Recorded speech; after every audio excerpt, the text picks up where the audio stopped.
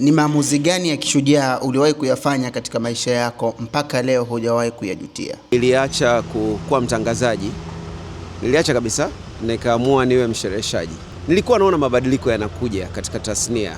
Mabadiliko makubwa hapa, vijana wanakuja, wanataka nao wawe wanautawala, wafanye mambo yao, na umri unasonga na huwezi kuendesha kama ambavyo ilikuwa ni zamani. Alafu nikataka challenge mpya ya kutokuwa ndani ya box, niite studio, nitoke nje niwaone watu. Nadhani imekuwa na faida kubwa zaidi katika maisha yangu.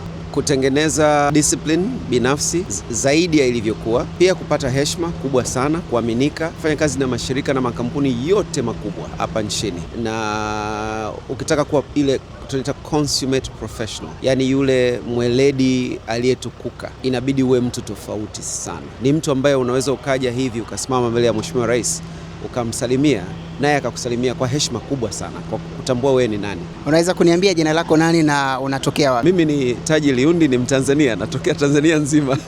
Ni mshereheshaji.